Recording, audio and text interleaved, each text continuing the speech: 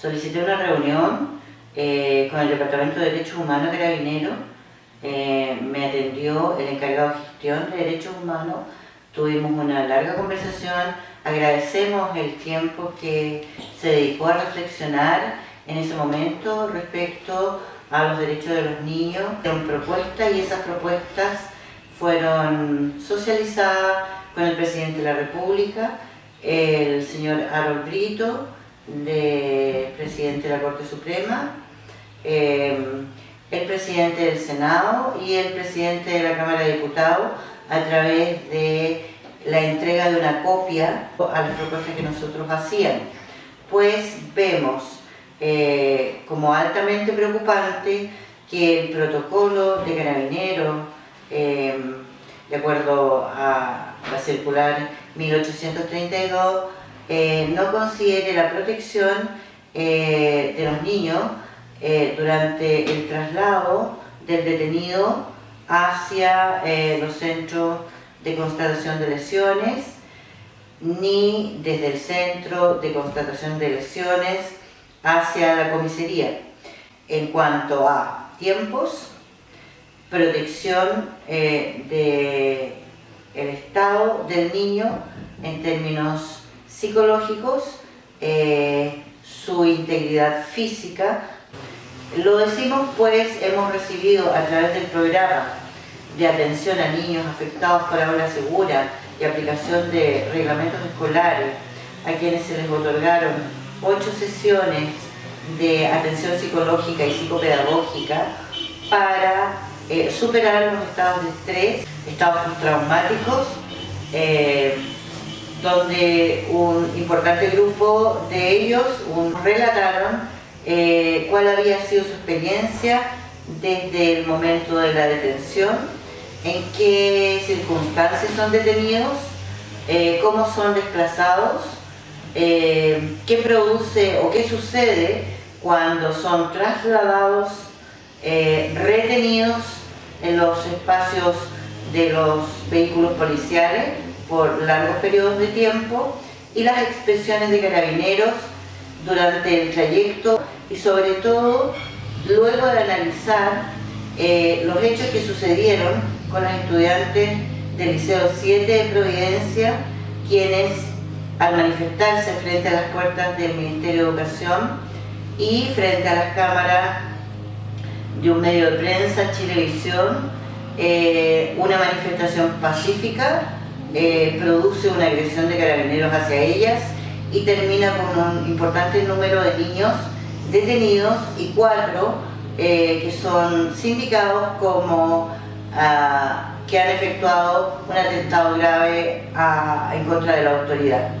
Y lo más preocupante es la intervención familiar que se produce en relación al programa de la Subsecretaría de Prevención del Delito contra esos detenidos, cuando, en respuesta de la Ley de Transparencia, la Comisaría 48 plantea Carabineros no ha enviado niños detenidos a este programa Lazos de la Subsecretaría de Prevención del Delito. Les mandamos un saludo a todos los niños, niñas y adolescentes. Vamos a poner a su disposición información necesaria para su protección. Hay una actualización, hay modificaciones a la normativa de Carabineros en el uso de la fuerza y en el uso de armas, que parte de un fallo de la Corte Interamericana de Derechos Humanos, derechos de los niños. Alex Lemon era menor de edad y fue asesinado por la espalda con un tiro en la cabeza. En ese fallo se establecen medidas, entre comillas, reparatorias, porque no hay nada que pueda reparar la muerte de un hijo, la muerte de un hermano, de un familiar. Por lo tanto, por eso decimos entre comillas, pero sí medidas de reconocimiento del daño hacia la familia de Alex Lemon. Eso es lo primero que establece la Corte. Y en segundo lugar, establece garantías de no repetición. Y esto es sumamente importante para todos los chilenos. Y dentro de esas garantías de no repetición se le solicita al Estado chileno que modifique su normativa en el uso de la fuerza y de las armas para Carabineros, ¿ya? Ahora, y el Estado chileno firma el 9 de marzo de 2018, o sea, hace un año atrás, firma el acuerdo con la Corte Interamericana respecto a este nuevo protocolo, que debía haber un decreto presidencial que en un plazo de 90 días generara esta nueva normativa con la participación de sociedad civil, Instituto Nacional de Derechos Humanos, los organismos pertinentes, defensores de derechos humanos en Chile, y con medios también sociales, ¿ya? La tercera condición importante es que el cambio de esta normativa debía y debe ser publicada y tiene que tener la sociedad chilena como comunicación pública como resultado del fallo en el caso de Alex Lemun.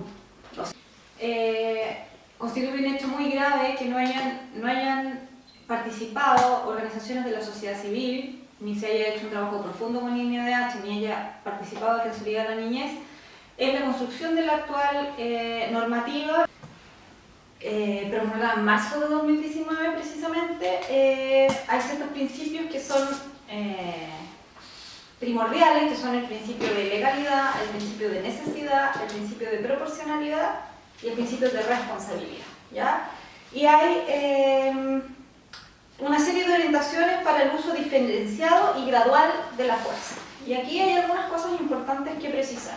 Tiene como límite que no puede infligir más daño que aquel que se pretende evitar con su empleo. Último recurso planteado explícitamente el uso de la fuerza, privilegiando medios disuasivos no violentos, ¿ya? Eso está en los principios de la normativa. Y respecto al principio de proporcionalidad, esto es súper importante para lo ocurrido en las últimas semanas y en el caso de niños, niñas y adolescentes también, porque se trata de fuerzas públicas utilizando armamento versus niños, niñas y adolescentes que están en una posición y en una condición muy distinta en cuanto al uso de la fuerza, ¿ya? Establece que el uso de la fuerza fuera de los parámetros de la ley y de la normativa, ¿ya? Esto es sumamente importante porque es lo que hemos visto esta semana, no solo conlleva las responsabilidades individuales por las acciones y omisiones incurridas, sino también la responsabilidad de los mandos llamados a dictar órdenes, supervisar y o controlar la legalidad, necesidad y proporcionalidad en el ejercicio de esta por parte de los subalternos, ¿ya? Y que es lo que nosotros destacamos es que desde los primeros días del decreto del estado de emergencia, los servicios de salud han dado cuenta de que los perdigones que se extraían de los cuerpos de los heridos, de las víctimas afectadas por estos disparos, no eran de goma, ¿ya? Hay reportes desde los primeros días de esto. Hay videos en que salen funcionarios de servicios públicos de salud dando cuenta de esta situación. Efectivamente, particularmente el plomo no es atravesable por los rayos X, por lo tanto todos los médicos y gente que trabaja en imagenología sabe perfectamente, digamos, que si se ve ese tipo de imagen es porque hay un metal que no es atravesable por los rayos X. Por lo tanto, tenemos desde hace ya un mes reportes desde los servicios de salud. Nosotros estamos en este minuto también inquiriendo las comunicaciones formales, porque lo grave acá es que, si ustedes se dan cuenta, hay niveles de fuerza en que se habla de uso de armas no letales. Y tenemos en este mes que se ha estado ocupando para la disuasión de manifestaciones ilícitas, pasivas, manifestaciones ilícitas, pero que han sido pasivas, manifestaciones ilícitas que tienen grados de agresividad, armas letales, pero no bajo el protocolo de armas letales, ¿ya? Y esto es particularmente importante porque no se ha considerado a la población vulnerable. Y si uno observa toda la normativa que está aquí explicitada, uno se da cuenta de que precisamente el punto acá es el trato hacia la población vulnerable, que establece que siempre la protección de la población vulnerable tiene privilegio, y esto vemos claramente que no se ha cumplido, ¿ya? Lo vemos en las cifras Y en el caso particular de los niños, niñas y adolescentes, que hay una capita especial, materia 4,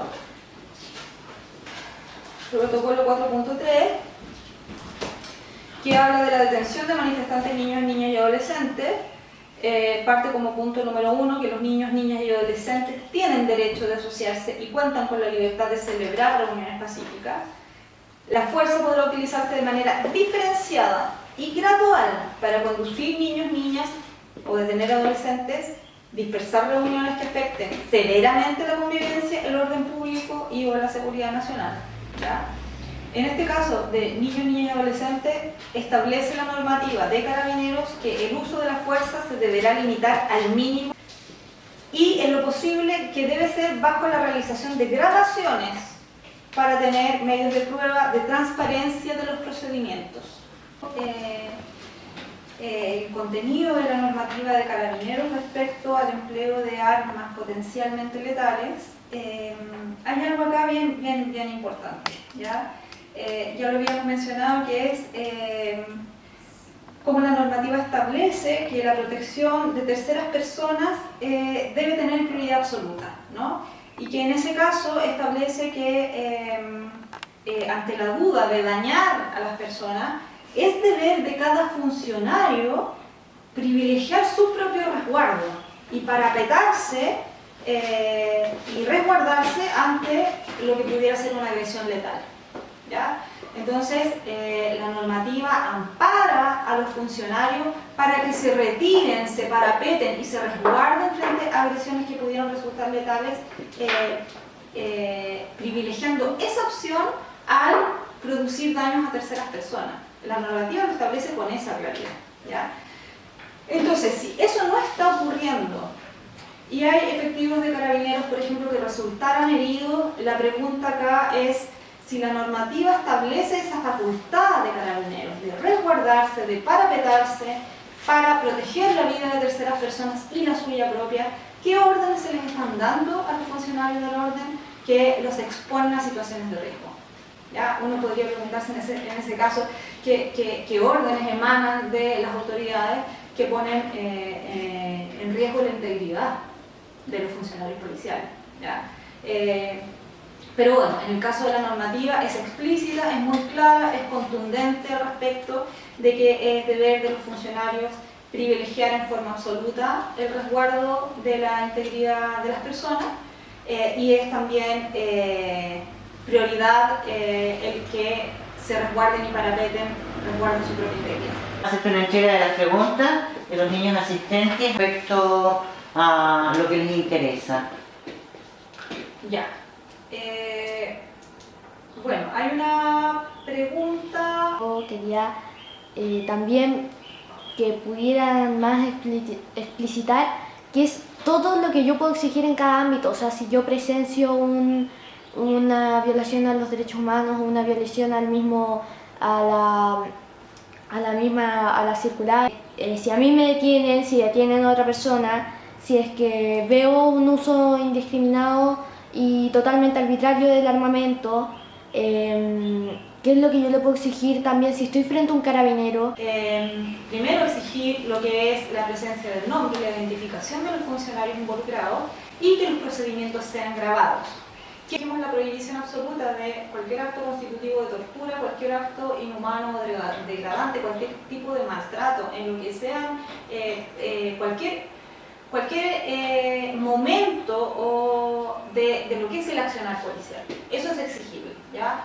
Lo segundo que dijimos es el tema de que la normativa establece el deber de grabación, de registro de los procedimientos. Y esto es exigible en cada uno de los componentes, o sea, desde que hay cualquier tipo de accionar, incluso puede ser un control de identidad, ¿ya? Puede ser un control de identidad a un menor de edad, hasta lo que pudiera ser algún tipo de proceso de detención, procesos de traslado, el proceso mismo de constatación de lesiones y traslado accionar entre la constatación de lesiones hasta la información a los padres. Todo el proceso es exigible de que sea registrado, ¿ya? Pero por otra parte, tenemos que, como veíamos y como se puede revisar en la normativa, ¿ya? que en el manejo de lo que son distintas formas de manifestación, desde de formas muy pacíficas de manifestación a manifestaciones donde pueden haber algún tipo de focos de violencia o de enfrentamientos incluso, siempre las fuerzas policiales tienen el deber de informar en forma disuasiva del tipo de conducta disuasiva que van a tener. O sea, si va a haber uso del carro lanzaagua, esto tiene que ser comunicado hasta el tercer llamado, ¿ya? Sí, en el caso de lo que se ha ocupado, que son lamentablemente este uso de perdigones, o sea, no hay ningún tipo de conducta de un funcionario policial que no deba ser comunicada. O sea, la normativa establece que toda acción disuasiva debe ser comunicada.